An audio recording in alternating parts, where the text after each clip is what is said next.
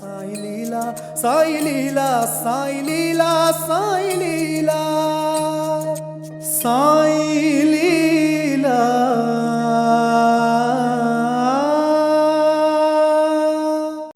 ओम साई राम। मैं प्रियंका शर्मा आप सभी का हार्दिक स्वागत करती हूँ हमारे इस खास कार्यक्रम बाबा की अद्भुत लीलाएं में। दर्शकों, साईं बाबा, जिनको शिरडी के साईनाथ भी कहा जाता है, आज साईं बाबा की पूजा अर्चना देश में नहीं, विदेश में भी नहीं, पूरे विश्व में की जाती है और उनका गुणगान पूरे विश्व में किया जाता है। तो सर्वप्रथम मेरे साथ जुड़े हुए हैं पवार काका जी, जो आपको बताएंगे साईं की लीलाओं के बारे में। चलिए काका जी से जानते हैं इस अद्भुत लीला के बारे में। ओम साई राम। बाबा अपने भक्तों को जो शिक्षा देते थे, वो शिक्षा बहुत ही अहम रहती थी, और अहम इसीलिए रहती थी कि बाबा अपने भक्तों को अपने निजी जीवन में अध्यात्म के मार्ग पर चलते हुए किस तरीके से और किस तरह का आचरण करना चाहिए, ये सिखाते। नाना साहब चांदोरकर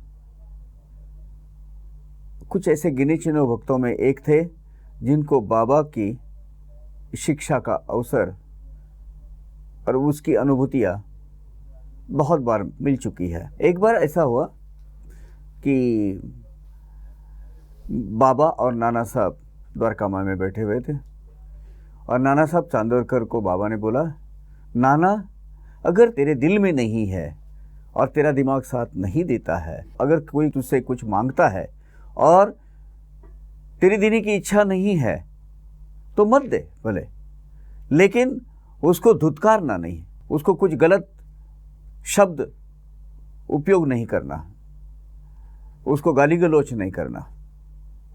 ये हमेशा याद रख, ये तुझे हमेशा काम आएगा। अगर तेरे दिल में नहीं है, देने की इच्छा नहीं है, मत दे, लेकिन उसको धुतकार के उसको नहीं देना है, उसको शांति से नमस्कार करके हाथ जोड़ के, भैया नहीं है जाओ। वो बोले, नाना भी उसने हाँ हाँ हाँ बोला, हाँ इसके ऐसा ही करूँगा।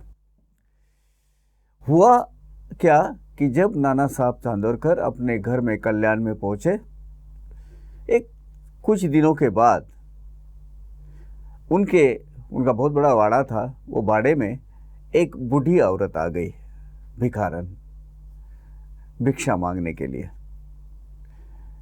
तो नाना साहब की धर्मपत्नी वहाँ आंगन में थी। उनके आंगन में भाजनी रखी हुई थी। भाजनी का मतलब होता है कि भुना हुआ अनाज, खास करके 5 प्रकार की दालें भूनकर वो सूखने के लिए डाली हुई थी। वो भिखारन, वो भिक्षा मांगने वाली वो बूढ़ी औरत, उन्होंने बोला, माई भिक्षा दे। तो जो भिक्षा था वो अपने नौकर के जरिए भिक्षा दी। तो वो औरत ने बोला, नहीं, मुझे ये जो सूखने के लिए डाला हुआ भुना हुआ अनाज है ना, वो दे दे। तो उन्होंने जितना देना चाहिए था वो दे दिया, और जब वो दिया तो बूढ़ी बोली कि नहीं, मुझे ज़्यादा दे। तो उन्होंने और एक दो मुट्ठी डाल दी। बोले, नहीं, मुझे जो डाला है पूरा नीचे सूखने के लिए, उसमें से आधा अनाज दे दे। और वो जाने के लिए तैयारी नहीं थी। अब वो उनकी धर्मपत्नी ने नाना साहब को बुला लिया।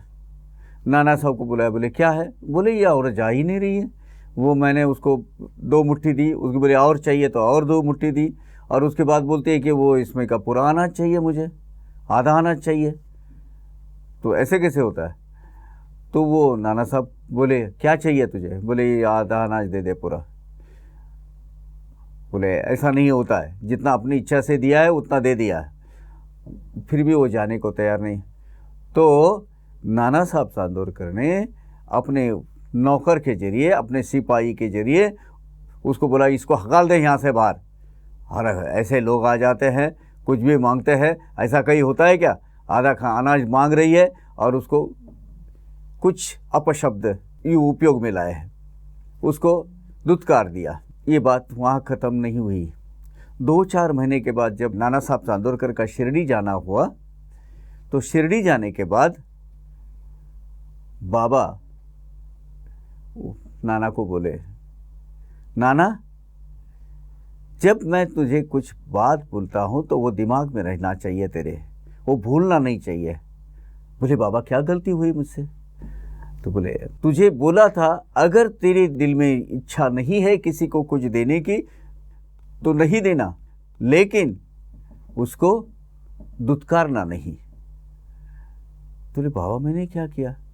तो बोले याद है वो बूढ़ी औरत तेरे घर में आई थी, वो भाजनी मांग रही थी, वो भुना हुआ अनाज, तूने किस तरीके से बर्ताव किया उसके साथ? तब अपनी गलती का एहसास हो गया नाना साहब को। नाना साहब ने हाथ जोड़े और बोले भगवान इसके आगे मुझसे ऐसी गलती नहीं होगी, मैं हमेशा याद रखूँगा। सच्चिदानंद सद्गुरु साईनाथ महाराज की जय। दर्शकों, शिरडी के साईनाथ, जिनको साईं बाबा भी कहते हैं, इनकी लीलाओं के बारे में हमने आप सभी को आज परिचित कराया।